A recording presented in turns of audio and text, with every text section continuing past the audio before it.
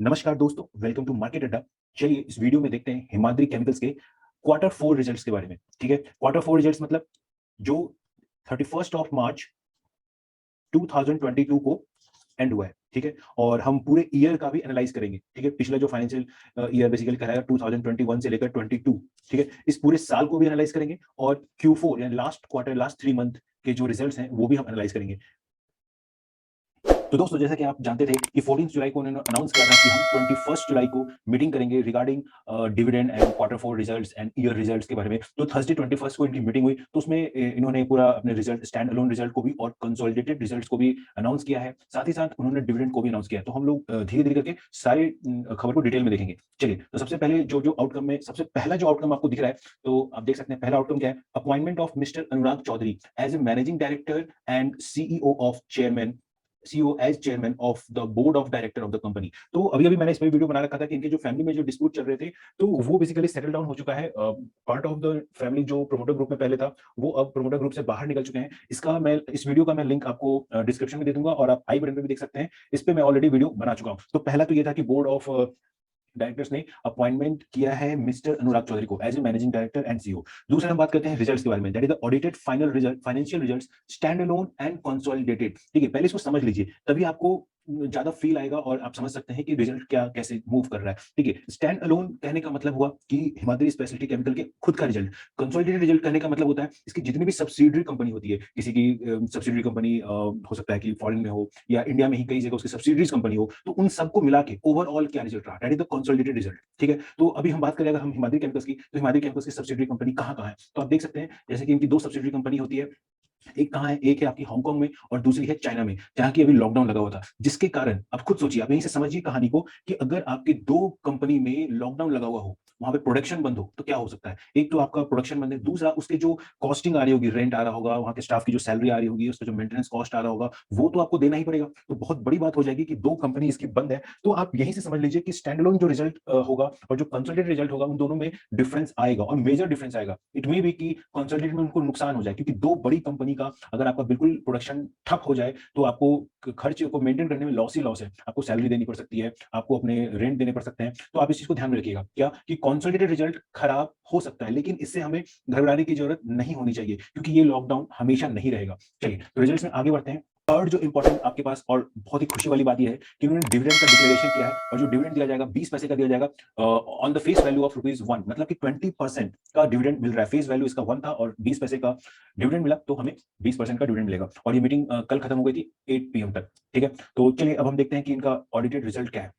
मैं ट्राई करूंगा कि रिजल्ट भी आपको अच्छे से समझा पाऊं, अच्छे से इन द सेंस कि आप इतना रफली और बेसिक तो समझ लीजिए कि चल क्या रहा है। मैं केवल डाटा पढ़ना नहीं चाहता हूं कि मैंने केवल डाटा पढ़ दिया। देखिए, तो जो ध्यान देने वाली बात है, स्टेटमेंट ऑफ ऑडिटेड मतलब ये ऑडिट किया रिजल्ट है, और ये सबसे बड़ी बात स्टैंड अलोन फाइनेंशियल रिजल्ट है। ठीक है, और क्वार्टर Q4 का रिजल्ट होगा और ईयर एंडेड पूरे एक साल को कंबाइन करके। इसमें मेनली मैं चाहता हूं कि आप इसको समझिए। ठीक है, ये क्या है, 3 मंथ्स एंडेड, ये तो हो गया Q4 के रिजल्ट्स इस साल, कब का, 2022 का। ठीक है, ये क्या है, previous 3 months ended, this is the Q3 2020। Basically ऐसे कर सकते हैं हम लोग 2021-22 एंड दिस इज 2021-22, मतलब सेम फाइनेंशियल ईयर का, राइट, सेम फाइनेंशियल ईयर का क्वार्टर 3 एंड क्वार्टर 4, मतलब पिछले 3 मंथ्स में क्या था और इस 3 मंथ्स में क्या हुआ। ठीक है, एक तो इन दोनों कॉलम को हमें अच्छे से देखना चाहिए, और दूसरा सीधा सीधा ये कि पिछले इस साल पूरा रिजल्ट और प्रीवियस ईयर पूरा रिजल्ट, आप इन दोनों को एक तो कंपेयर किया कीजिए। ठीक है, और Q4 और Q3 को कंपेयर किया कीजिए। ठीक है, इसको हम ध्यान में रखेंगे। तो देखिए, और ये क्या है, ये स्टैंड अलोन, मतलब हिमाद्री केमिकल की अपनी क्या कैपेबिलिटी रही।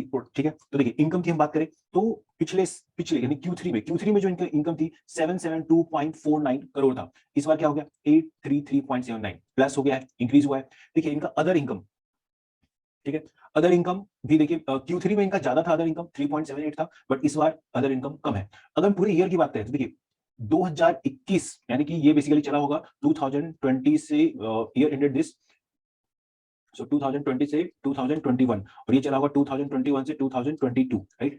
तो अगर आप पूरे एक साल में बात करें तो पिछले साल इनको 1679.46, और इस साल इनको देखिए ज्यादा इनकम हुई है, राइट। अदर इनकम की बात करें तो अदर इनकम की देखिए यहाँ पे घट गई है।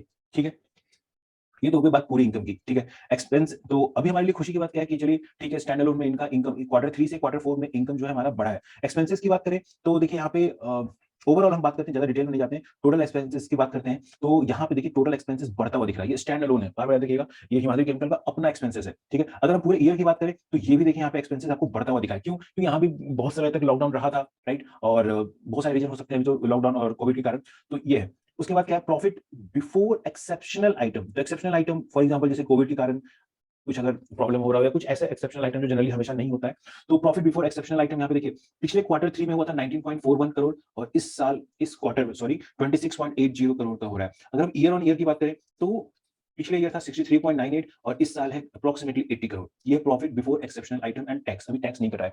अगर हम टैक्स इसमें डिडक्ट कर दें और प्रॉफिट बिफोर टैक्स देखिए, यही फिगर आपको दिख रहा है, क्यों? क्योंकि यहाँ पे एक्सेप्शनल आइटम कुछ भी नहीं है। नेक्स्ट सीधे देखते हैं टैक्स वैक्स क्या लगा, वो तो ठीक है। Net profit after tax, this is the most important. तो net profit after tax quarter 3 में 16.42 था और अभी क्या हो गया 21.21, इंक्रीमेंट है। अगर हम ईयर ऑन ईयर बेसिस पे देखें तो पहले 46.68 था और आज के ईयर में 65.06 है। तो कंपनी अच्छा कर रहा है, ठीक है। और इसका सबसे बड़ी बात है कि मैनेजमेंट भी सही हो चुका है। ये फंड रेज के लिए भी इन्होंने बहुत कुछ ट्राई कर रहे हैं, ये प्रेफरेंशियल शेयर्स इशू करने जा रहे हैं, ठीक है, वारंट्स इशू करने जा रहे हैं। तो फंड रेजिंग के ऊपर भी कंपनी काम कर रही है, मैनेजमेंट के ऊपर काम कर रही है, डिमांड बढ़ने वाला है, ठीक है। तो आई होप कि ये आने वाले समय में अच्छा कर सकती है कंपनी। तो अगर आप इसमें आपने शेयर ले रखे हैं तो बेचने से पहले अपने फाइनेंशियल एडवाइजर से जरूर कंसल्ट करें, मेरा यही सजेशन रहेगा। But this is only for educational purpose and information only. अगर हम बात करें ये तो ठीक है। अगर आप अर्निंग पर इक्विटी शेयर की बात करें, राइट, तो देखिए पहले क्या था 0.39 था और आज के डेट में क्या हो गया 0.50। अगर ईयर ऑन ईयर बेसिस पे करें तो पहले 1.11 था और अभी क्या हो गया 1.55 हो गया। तो अर्निंग पर इक्विटी शेयर भी देखिए कंपनी का इंप्रूव कर रहा है, ठीक है। नेक्स्ट अगर हम बात करें, ठीक है, ये है stand alone, again stand alone segment wise. देखिए यहाँ पे देखिए मैंने आपको इसमें वीडियो बना रखा है कंपनी कौन कौन से बिजनेस करती है, कहाँ कहाँ इसके प्लांट्स है। तो बेसिकली इसके दो टाइप के बिजनेस हो जाते हैं, एक तो carbon material and chemicals, right, और दूसरा पावर, ये पावर जनरेशन का भी काम करती है, राइट, जिससे कि आधे तो यूज इनके खुद के प्रोडक्शन में ही यूज हो जाता है और बाकी पावर को ये सेल भी करते हैं, ठीक है। तो देखिए कार्बन मटेरियल से जो कंपनी को जो रेवेन्यू आ रही है वो बढ़ता हुआ दिख रहा है, ठीक है। यहाँ आप देखेंगे पावर से जो रेवेन्यू आया है वो घटता हुआ दिख रहा है, कब? क्वार्टर 3 एंड क्वार्टर 4 में, राइट। ये Q3, ये है Q4, ठीक है। अगर मैं Q3 Q4 लिख रहा हूँ, अंडरस्टूड है कि मैं सेम फाइनेंशियल ईयर की बात कर रहा हूँ, ठीक है। यहाँ ईयर ऑन ईयर बेसिस पे देख लेते हैं, ठीक है। ईयर ऑन ईयर बेसिस पे देखिए कार्बन मटेरियल की डिमांड, रेवेन्यू बेसिकली बढ़ रहा है। पावर में यहाँ पे देखिए ईयर ऑन ईयर बेसिस पे पावर बढ़ता हुआ दिख रहा है, बट क्वार्टर्स में ये घटता हुआ दिख रहा है, ठीक है। कोई बात नहीं। उसी तरह से आप डिटेल खुद भी समझ सकते हैं सेगमेंट रिजल्ट्स। ठीक है, अगर हम सेगमेंट रिजल्ट्स की बात करें, मतलब प्रॉफिट और लॉस की बात करें, तो ये थोड़ा सोचने वाली बात है, ध्यान से देखिएगा। कार्बन मटेरियल और केमिकल से जो प्रॉफिट हुआ है वो 21.86 हुआ है, ठीक है। रेवेन्यू कितने का आया था सोचिए, 829 करोड़ का जब उसने रेवेन्यू कलेक्ट किया था तो उसमें से 21.86 ही प्रॉफिट कर पाया, ठीक। और इसमें देखिए 23.71 का रेवेन्यू था जिसमें कि 20.23 तो प्रॉफिट ही हो गया। अगर आप माइनटली सोचेंगे तो पावर का जो सेगमेंट इनका ज्यादा प्रॉफिटेबल है, 23.71 का रेवेन्यू आया उसमें 20.23 तो मेरा प्रॉफिट ही हो गया, ठीक है। लेकिन जो कार्बन मटेरियल था उसमें 829.62 829 करोड़ रुपए जब उसने रेवेन्यू कलेक्ट किया उसमें से 21.86 करोड़ ही उसे फायदा हो पाया। तो आई थिंक जैसे जैसे इनका पावर का बिजनेस बढ़ेगा, आई होप कि ये कंपनी के प्रॉफिट मार्जिन आपको और जल्दी जल्दी इंक्रीज होते हुए दिखेंगे और आई थिंक कि पावर का सेगमेंट तो बढ़ेगा ही बढ़ेगा, ठीक है। तो आप समझ गए कि कैसे कैसे रिजल्ट्स यहाँ पे हम लोग पढ़ सकते हैं। तो उसी तरह से सेगमेंट एसेट्स होता है। एसेट्स क्या होता है, कंपनी के पास क्या क्या एसेट्स है, क्या क्या उनके पास प्रॉपर्टी है, लैंड है, मटेरियल है, राइट। और लायबिलिटीज, लायबिलिटी मतलब कंपनी के ऊपर क्या क्या जिम्मेदारियां हैं, है ना, लोन ले रखा है या फिर सैलरी देनी है किसी को, राइट। इस तरह की चीजें लायबिलिटीज होती है। आप डिटेल खुद पढ़ सकते हैं, मैं ज्यादा डिटेल में ले जाकर टाइम नहीं बढ़ाना चाहता हूँ, ठीक है। सिमिलरली एसेट्स और लायबिलिटीज का आपको यहाँ पे डिटेल दिया हुआ है। नेक्स्ट अगर हम बात करें कंसोलिडेटेड रिजल्ट्स की, क्विकली हम देख लेते हैं कंसोलिडेटेड रिजल्ट्स में क्या आ रहा है।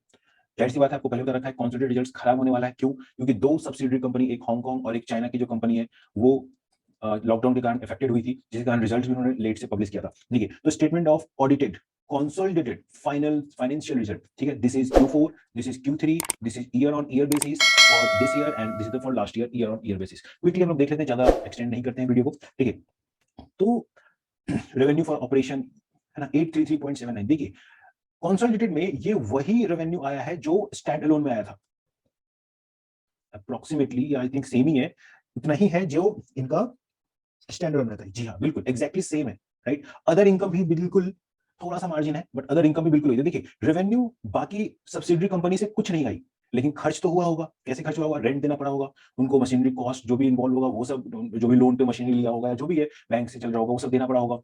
स्टाफ की सैलरी देनी पड़ी होगी, मेंटेनेंस में जो भी खर्च हो रहा होगा। तो रेवेन्यू तो कुछ नहीं आया, लेकिन खर्च उनके एज इट इज रहे होंगे।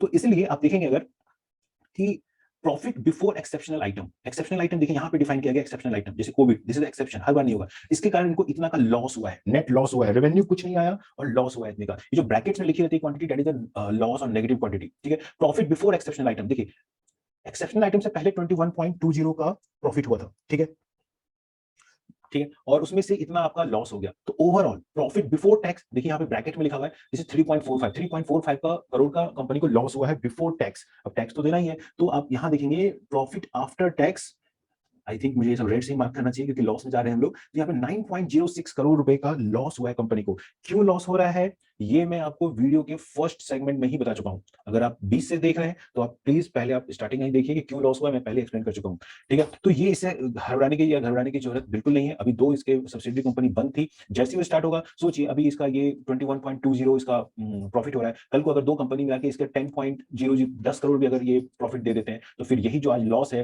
कल को आपको 31.20 का प्रॉफिट बन जाएगा टोटल, ठीक है। तो आई थिंक कि आपको ये वीडियो अच्छी लग रही होगी। तो अगर ये वीडियो आपको अच्छी लग रही है दोस्तों तो अपने दोस्तों में इसको शेयर करें, हमारे चैनल को सब्सक्राइब करें, हमें मोटिवेशन मिलेगा, ठीक है दोस्तों। तो थैंक्स फॉर वॉचिंग।